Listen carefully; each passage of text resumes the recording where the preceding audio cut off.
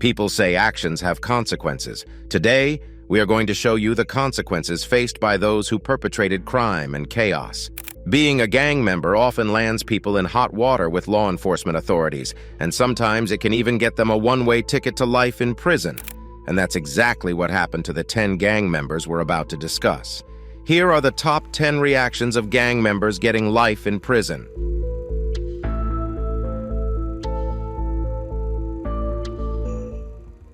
Number 1. George Thomas.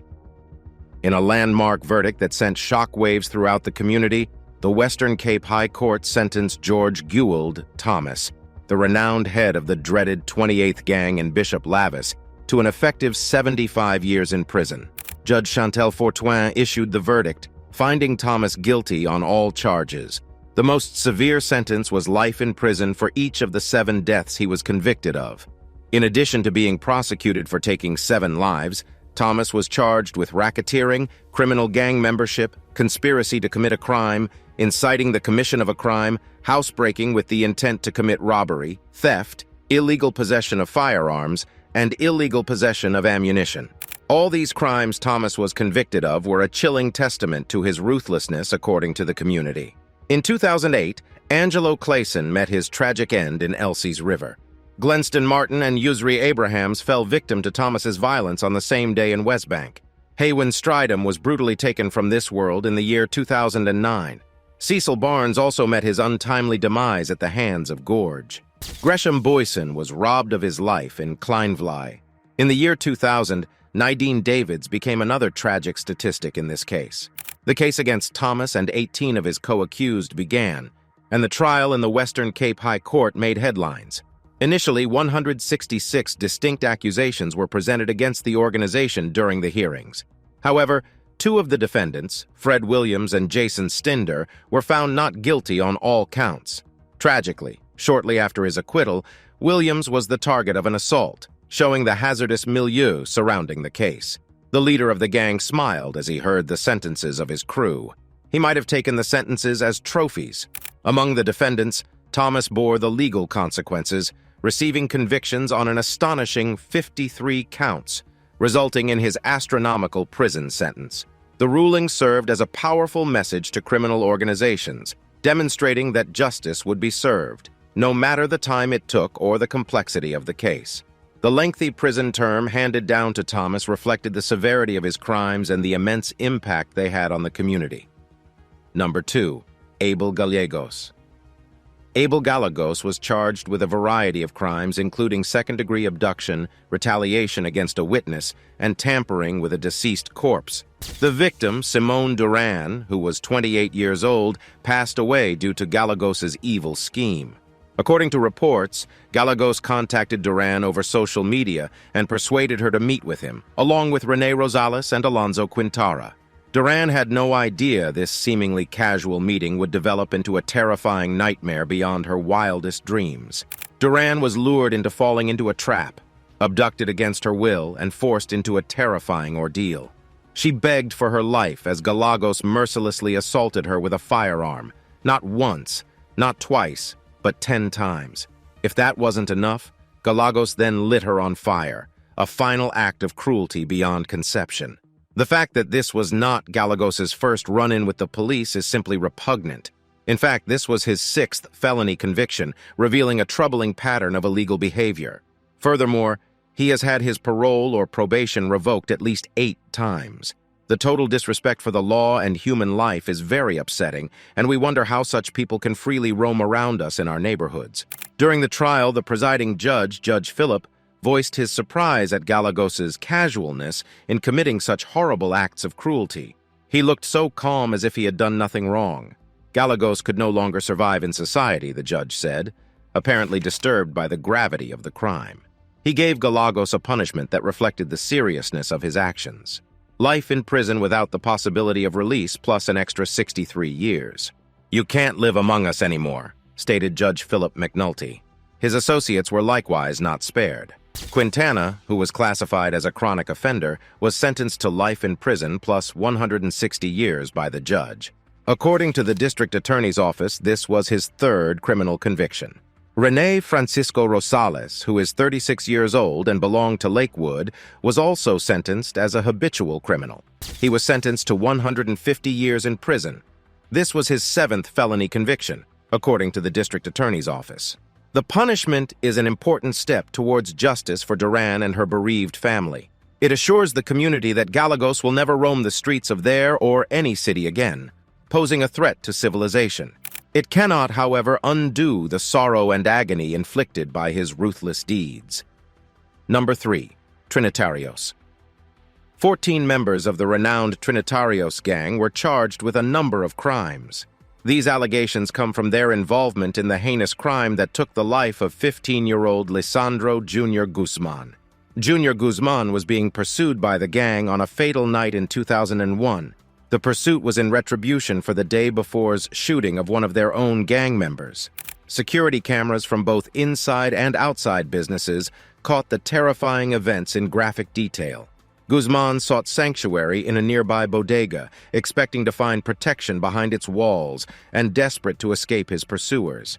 His aspirations were shattered, however, when other gang members caught him and dragged him out onto the streets. The gang members attacked the defenseless teenager with knives and machetes and left him in a sickening exhibition of brutality. Junior Guzman's life faded away despite his courageous attempts as he crawled towards a neighboring hospital, unfortunately succumbing to his injuries just outside the facility.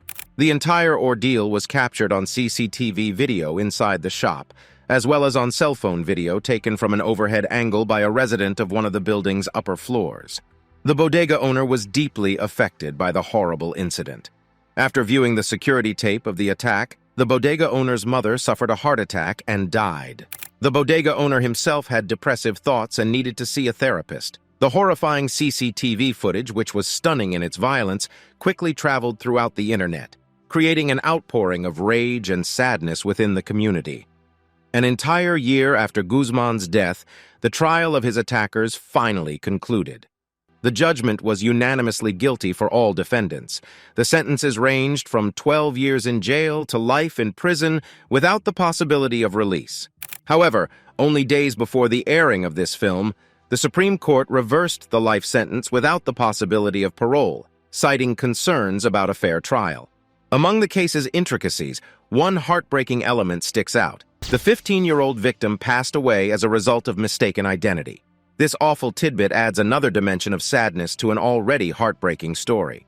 Reflecting on these incidents, issues emerge about the impartiality of the legal system in processing the cases of gang members. The latest Supreme Court ruling illustrates the intricacies and possible weaknesses of the judicial system, allowing for discussion and introspection. Finally, this instance serves as a reminder of the frailty of life and the devastation that may result from needless violence. Junior Guzman, considered a decent youngster by those who knew him, deserved the future that was taken from him. As the community deals with the fallout from this tragedy, it is critical to seek justice, secure fair trials, and strive for a society in which such horrible acts of violence have no place. But instead of apologizing to the victim's family and the entire community, the two Trinitarios gang members smiled for the camera in the courthouse, with their gang symbol showing that they felt no remorse for robbing a young boy of his life. Number 4. Adam Pate. Adam David Pate, a gang member from Lancaster, North Carolina, faced trial for taking the life of an individual named Ricky James in a compelling court case that enthralled the nation. Pate's infamous look, complete with creepy tattoos on his face and a surgically split tongue, caused ripples on the internet.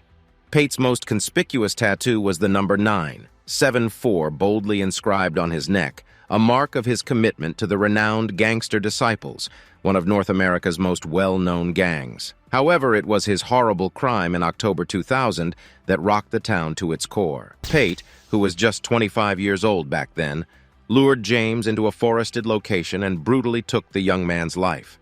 Later that day, two youngsters looking for a missing dog came across James' body, creating terrible trauma. The horrifying image was described in detail in the papers, with James' body exhibiting approximately 40 wounds. The act's heinous violence revealed a terrifying level of insanity.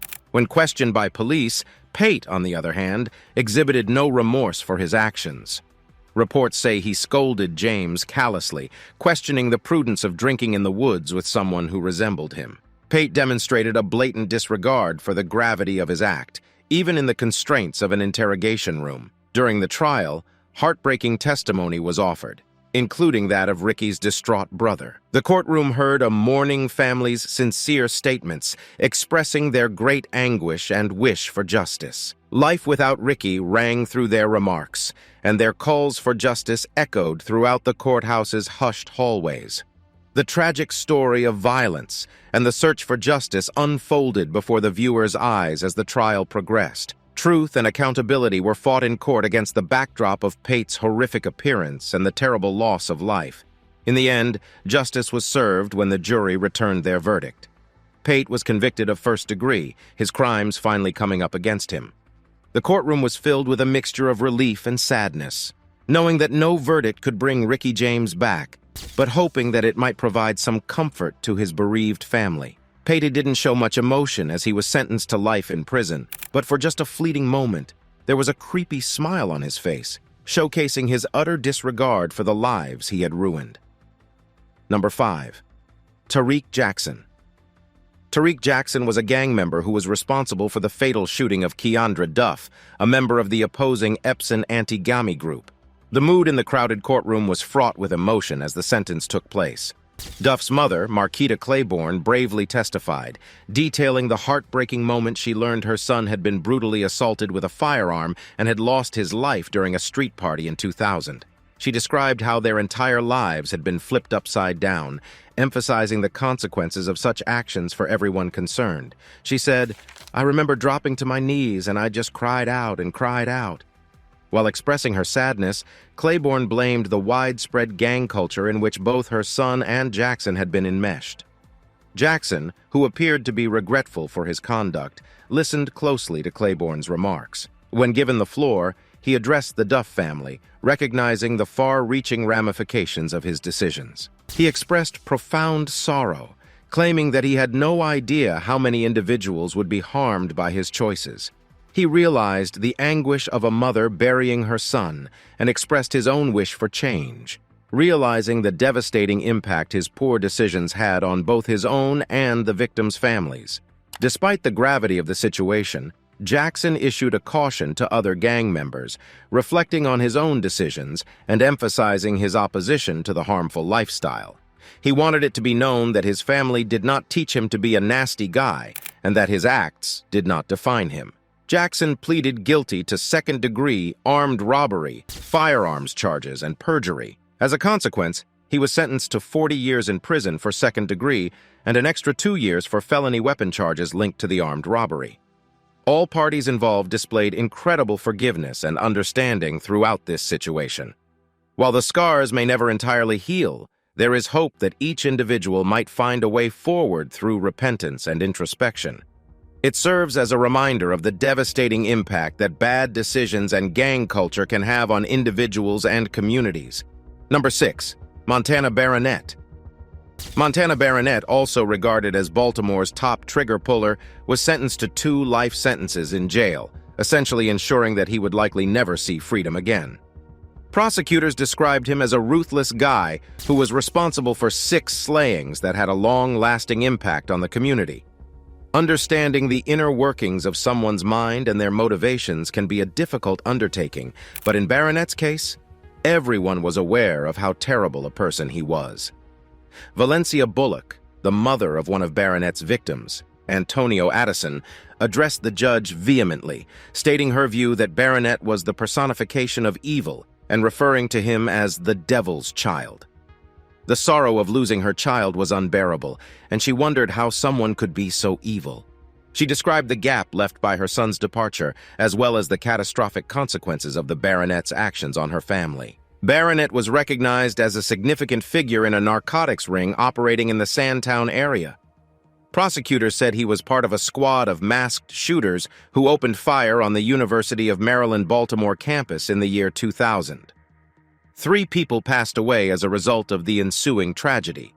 During the trial, Baronet apologized to the family of one of his victims for the suffering he had caused.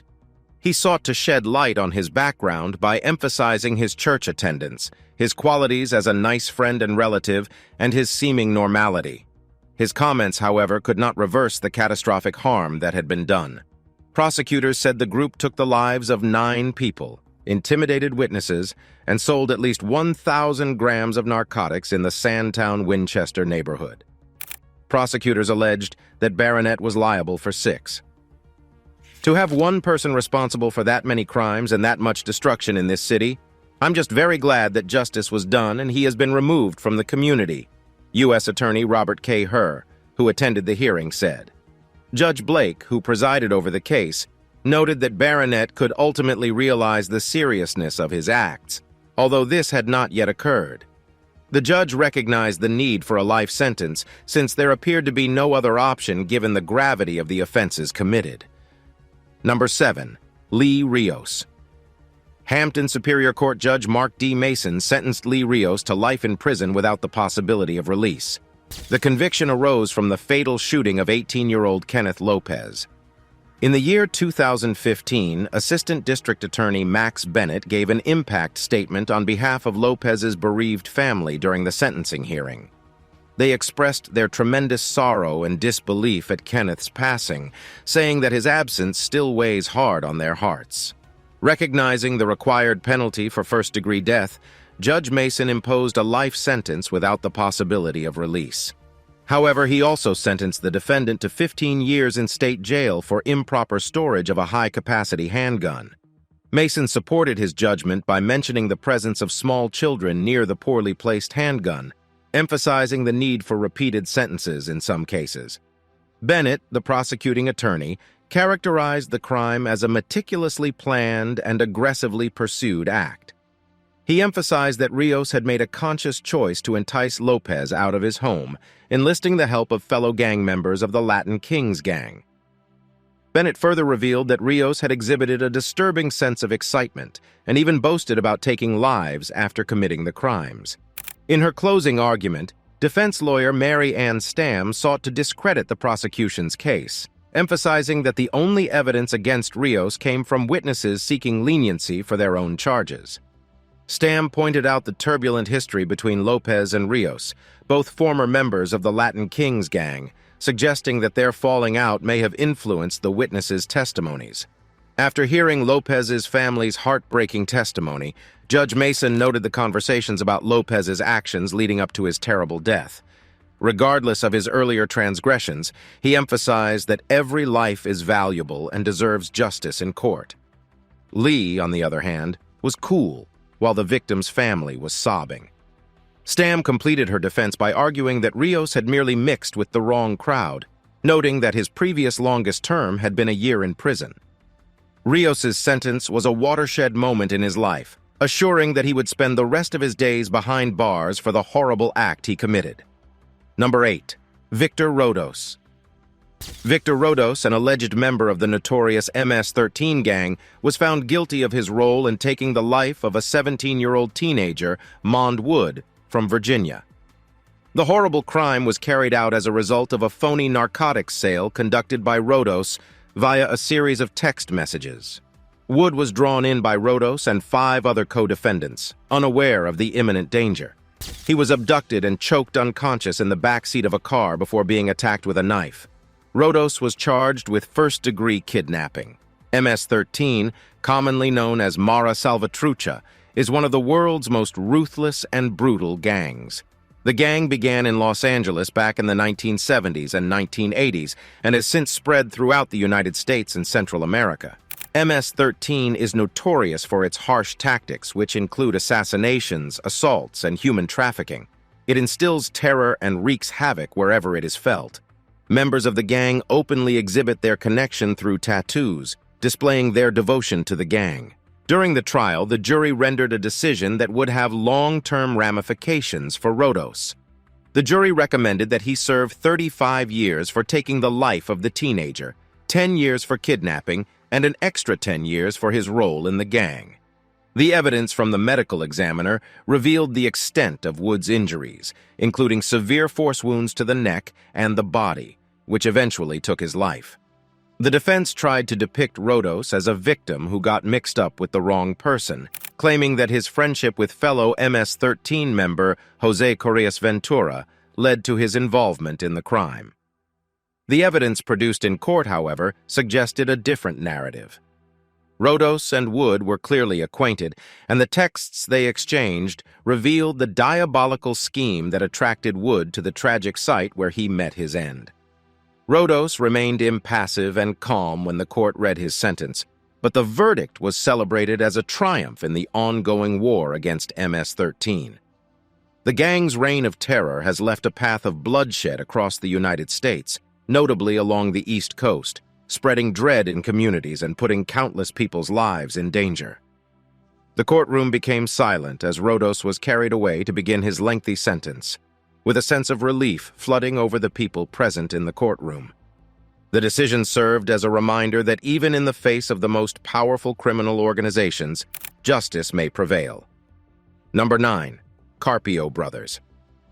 Anthony and Michael Carpio were previously members of a known street gang and received harsh punishment for their role in the brutal death of 18-year-old Kevin Orellana on the Cleveland High School campus in Reseda, California, in the year 2012.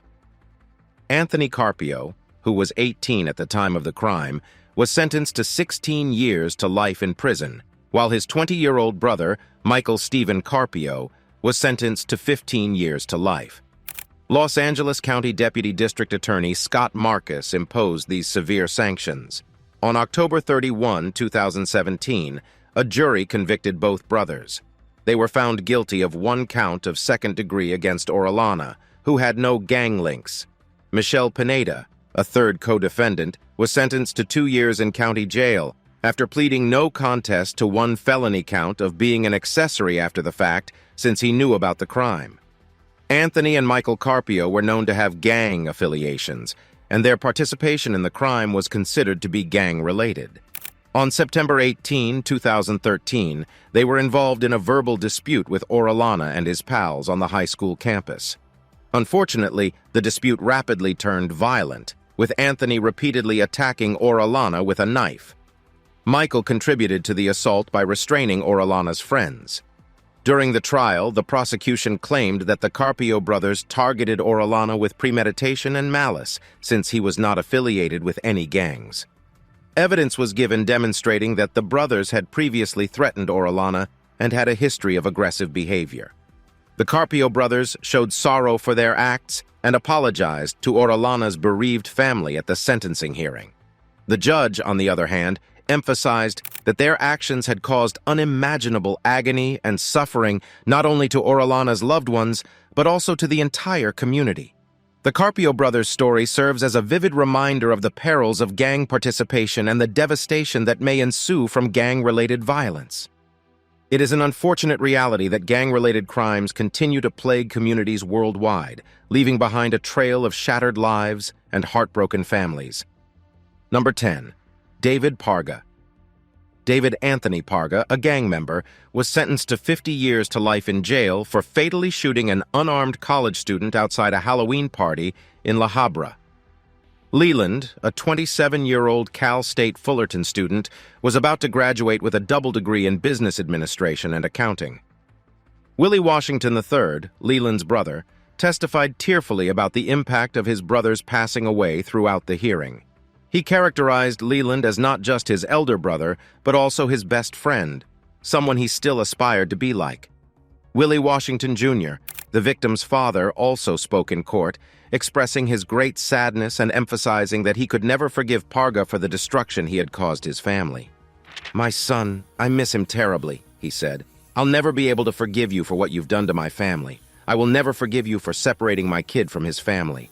The judge presiding over the case labeled Parga a coward for his callous behavior of approaching the victim and firing 4 rounds at him for no apparent reason. Judge Bromberg described the crime as completely senseless and profoundly foolish, especially given Leland's impending graduation from college. He described Parga's actions as cold-blooded. During the trial, the motivation for the shooting was exposed. Parga singled out Leland because he was a member of a group that had been kicked out of the party but returned, something Parga's gang considered disrespectful. Leland, who had no gang links, had been invited to the party by friends. When the host told Leland and his pals to go, they did so, and were standing outside when Parga left. Parga approached Leland without warning and attacked the poor soul with a .20 caliber handgun. The gunshots caused significant internal injuries, including damage to Leland's aorta, liver, and small intestine, eventually taking his life from internal hemorrhage.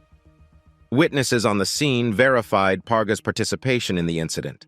Parga's DNA was recovered on a shell casing seized at the crime site, and a female witness claimed that he confessed to the shooting and told her to dispose of his blood-stained clothing.